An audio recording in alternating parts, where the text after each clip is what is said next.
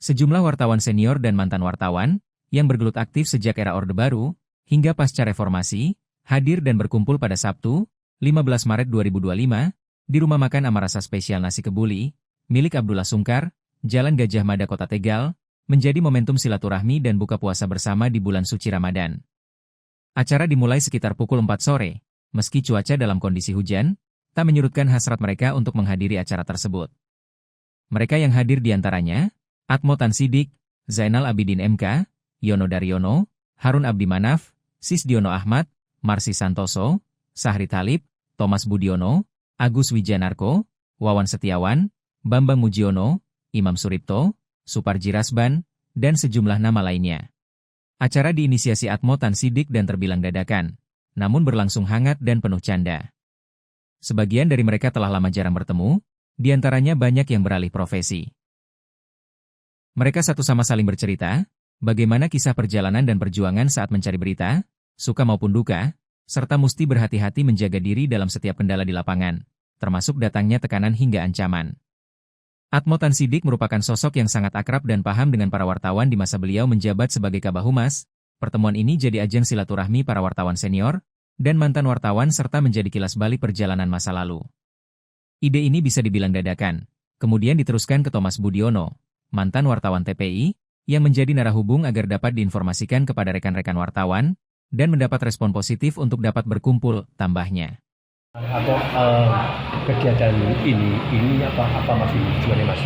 Jadi yang pertama, kita itu betul-betul memanfaatkan Ramadan sebagai momen untuk menggalang silaturahim, di mana Brebes pas 3 daerah ini, pasca pilkada, kita kan ada yang tim sukses ke sana sini, maka untuk merekatkan kembali silaturahim ini yang utama. Nah, kemudian latar belakang para wartawan ini kan cukup mengetahui persoalan-persoalan daerah, sehingga diharapkan dalam silaturahim ini memunculkan ide-ide baru yang bisa disarankan untuk pemerintah daerah maupun situasi masyarakat pada umumnya. Kita melihat tadi kekuatan Pak Yono dan Pak Sisdiono Ahmad memberikan porsi informasi yang struktur anggaran saat ini, kemudian Pak Harun dari Basnas, kemudian dari rekan-rekan media, sehingga ada wawasan yang holistik. Jadi forum silaturahim ini dalam rangka membangun komunikasi profetik bahwa kita nggak bisa kerja sendirian. Selalu harus melakukan pendekatan pentaholik, adalah eksekutif, legislatif, media, dan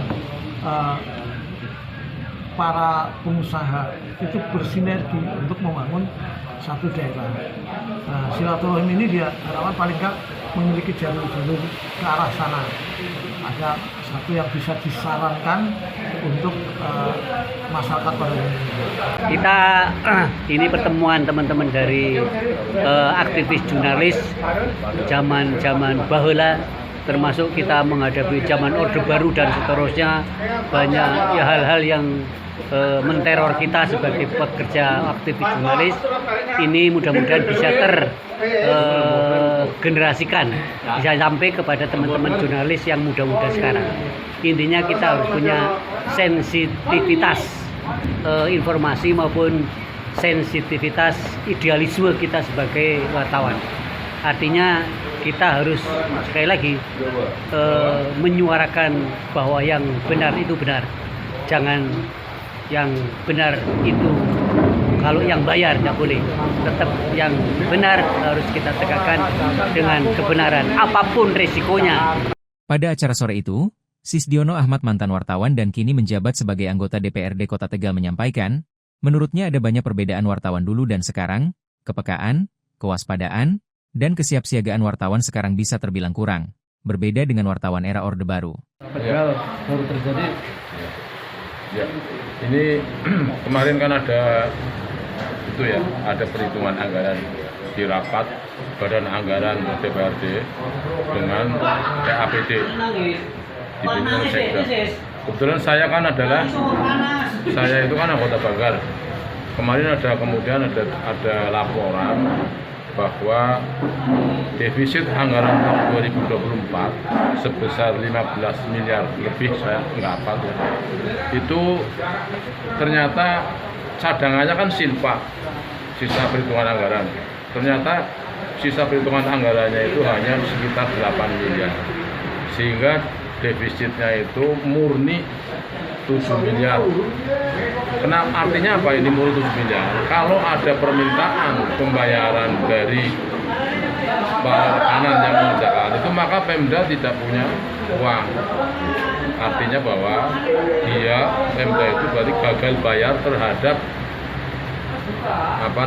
permintaan pembayaran oleh kanan. Hanya kebetulan kemarin itu, tahun kemarin 2025 ada segi penyelamatan dari pemerintah kota karena pemborong dari mall pelayanan publik itu belum terbayar 11 miliar. Kan berarti kan nggak cukup tadi, uangnya cuma 7 miliar, baru 8 miliar. Untungnya bahwa mereka itu mengajukan pembayaran di bulan Januari. Itu pun masih ada kendala karena ternyata setelah diajukan oleh mereka, ternyata ada perselisihan antara rekanan sendiri.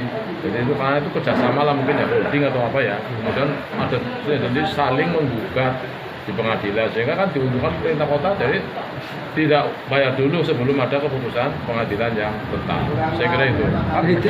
Penyebab utama defisit itu Ya karena ya perhitungannya nggak tepat, satu itu. Yang kedua karena pemasangan target PAD itu terlalu tinggi sehingga tidak dapat dicapai.